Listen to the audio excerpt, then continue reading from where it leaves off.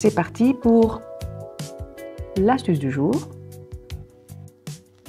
Nous allons commencer par les verbes à particularité orthographique. Mais pourquoi certains verbes du premier groupe comportent des particularités orthographiques? De quoi il s'agit?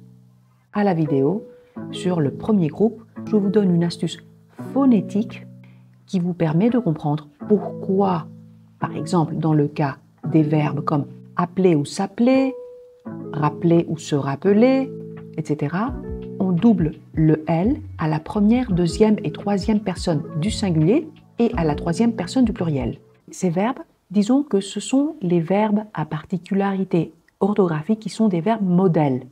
Sur leur modèle se forment d'autres verbes. Par exemple, on prend le verbe appeler ou s'appeler et sur ce modèle, on peut aussi conjuguer le verbe épeler, rappeler, etc. Si vous maîtrisez les modèles, vous maîtrisez automatiquement le reste. Quels sont maintenant les 6 modèles que vous devez absolument connaître et qui vous posent parfois problème en raison de ce petit changement orthographique pour que l'on puisse bien prononcer ces verbes au futur simple et par conséquent au conditionnel présent. Alors, il s'agit des verbes appeler et s'appeler, jeter, acheter, préférer, payer ou essayer. Ici, bien sûr, vous avez deux formes et donc vous pouvez garder la forme, disons, normale, régulière et nettoyer. Avec ces verbes, vous devez faire attention. Qu'est-ce qu'il faut faire? Il faut, à toutes leurs conjugaisons, à toutes les personnes, s'il s'agit du verbe appeler, tout simplement doubler le L. Parce que sinon, vous ne pouvez pas bien prononcer ce verbe au futur simple et au conditionnel présent. Malgré cela, vous oubliez très souvent de prendre en considération ces particularités orthographiques. Ainsi, vous oubliez de doubler le L ou le T s'il s'agit des verbes comme appeler ou s'appeler, jeter et leurs composés ou dérivés à toute la conjugaison du futur simple et du conditionnel présent, ou de mettre l'accent grave s'il s'agit des verbes comme acheter, lever ou se lever, préférer, ou même de remplacer la lettre Y par la lettre I quand il s'agit des verbes en ayez, oyer et huyer comme essayer, payer, nettoyer, essuyer et j'en passe. Ou alors, vous cherchez ce qui se passe au présent de l'indicatif où les choses sont beaucoup plus compliquées et là, vous vous y perdez complètement. Pour les verbes nettoyer ou essuyer, vous devez en fait remplacer le Y par un I pour que vous puissiez dire nettoierer, nettoiera, nettoiera, nettoieront, nettoierer, nettoieront. Et attention, le E, vous le négligez, vous ne le dites jamais. Vous ne dites que le OI qu'on sait quand on apprend à lire, qu'on le lit OA. Donc nettoierer, nettoiera. Alors, je vous propose une astuce pour tous ces verbes-là. Il suffit de les maîtriser au présent de l'indicatif. Donc, première astuce du jour. Si vous prenez la première personne du singulier au présent de l'indicatif de tous les verbes à particularité orthographique et vous y ajoutez les terminaisons ré, ra, ra, ron, ré, ron ou ré, ré, ré, rion, rié, ré, vous les avez aussitôt formés au futur simple et au conditionnel présent respectivement. Aussi simple que ça.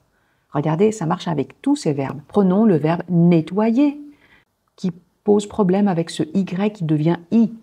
Regardez, je nettoie, j'enlève le je, j'ajoute ré, ra, ra, ron, ré, ron, les terminaisons, c'est-à-dire du futur simple avec le R inclus, comme je vous avais expliqué à la vidéo numéro 1, et vous l'avez aussitôt formé directement, correctement, et vous le dites sans problème. Même chose à tous ces verbes et fini la confusion une fois pour toutes. Les verbes essayer et payer présentent deux formes de conjugaison. Ainsi, la deuxième forme se base sur la formation classique de tout verbe régulier où l'on prend l'infinitif tel quel et on y ajoute les terminaisons du futur simple ou du conditionnel présent qui sont celles de l'imparfait de l'indicatif. Si cette forme est plus convenable Pour vous, vous n'avez qu'à la retenir. Mais bon, il est vrai qu'on a une tendance à préférer la première forme, c'est en tout cas ce que les locuteurs natifs utilisent d'habitude. On a aussi le cas des verbes comme préférer, céder, espérer, répéter, etc. qui présentent deux formes de conjugaison.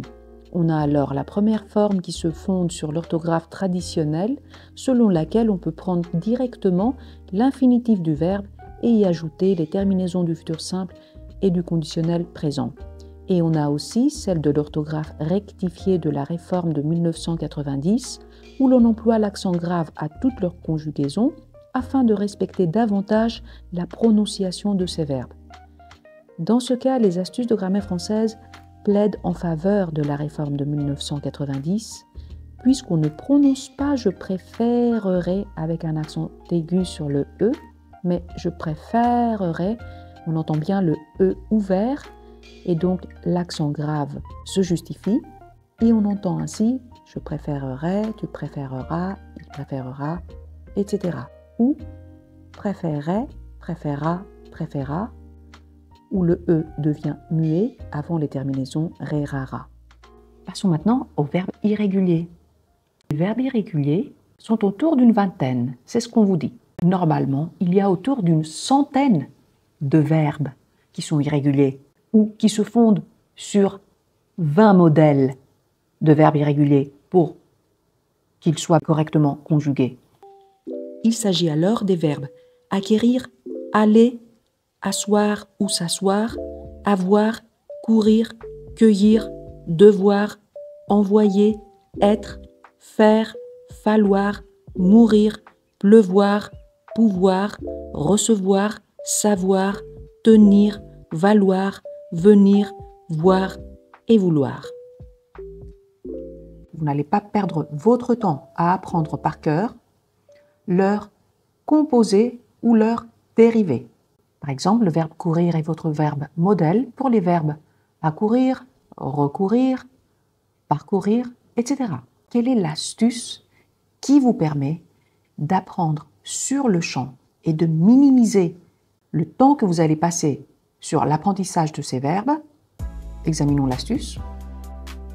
En comparant les verbes irréguliers entre eux, on constate que leur apprentissage s'effectue très facilement avec cette mise en relation qui met en évidence leur similitude.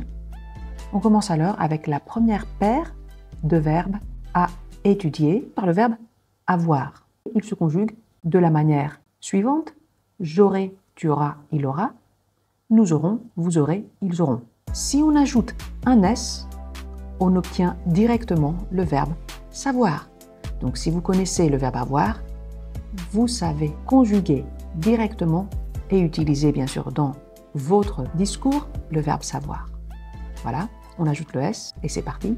Saurai, saura, saura, sauront, saurez, sauront. Vous remplacez les terminaisons du futur simple avec les terminaisons de l'imparfait de l'indicatif et vous avez aussitôt formé le conditionnel présent. Passons à la deuxième paire de verbes. On prend le verbe être. Très important aussi, il donne la forme serait, sera, sera, seront, seraient, seront. Si on remplace la lettre S par la lettre F, on obtient tout de suite le verbe faire. Ferait, fera, fera, feront, feraient, feront. De même au conditionnel présent. Vous voyez comme c'est simple et comme c'est amusant en plus d'apprendre de cette manière.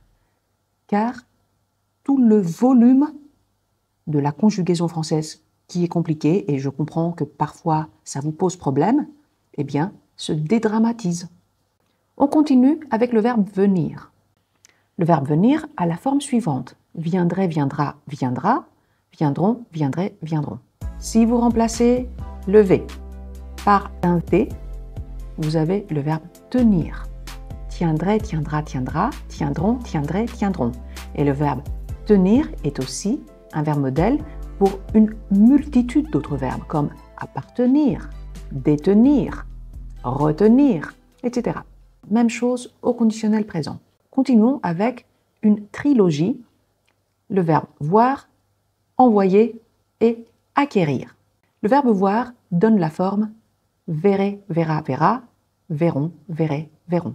Si on y ajoute le préfixe en, on forme automatiquement le verbe envoyer. Enverrai, enverra, enverra. Enverront, enverrai, enverront. Même chose au conditionnel présent. Et c'est aussi facile que ça. Regardez, j'ajoute le verbe acquérir. Pourquoi? Parce que si vous observez la conjugaison du verbe acquérir, acquérer, acquéra, acquéra, acquérons, acquérer, acquérons. Donc, errer, erra, erra, on a la même terminaison au verbe voir et envoyer. Même chose au conditionnel présent. Examinons maintenant une autre trilogie, les verbes courir, mourir et pouvoir. Il suffit de bien connaître l'un de ces trois verbes pour pouvoir former automatiquement les deux autres. Par exemple, prenons le verbe courir. Courez, courra, courra, courons, courez, courons. Si on remplace la lettre C par la lettre M ou la lettre P, on obtient directement le verbe mourir et le verbe pouvoir. Regardez, mourrez, mourra, mourra, mourront, mourrez, mourront, pourrez, pourra, pourra, pourront, pourrez, pourront. Même chose au conditionnel présent. Vous passez exactement par le même processus. Pas besoin de les apprendre par cœur parce que vous les connaissez déjà maintenant en regardant cette vidéo. Et qu'est-ce qui en est du reste? Et vous pouvez télécharger les astuces de grammaire française dont le lien se trouve dans la description de cette vidéo, ou vous pouvez me contacter à cet email pour commander le format papier, la version française ou la version grecque si ça vous intéresse. Si vous êtes grec ou en tout cas hellénophone, je vous conseille les astuces de grammaire française grecque. À bientôt pour une nouvelle astuce de grammaire française et pour une nouvelle aventure linguistique exceptionnelle.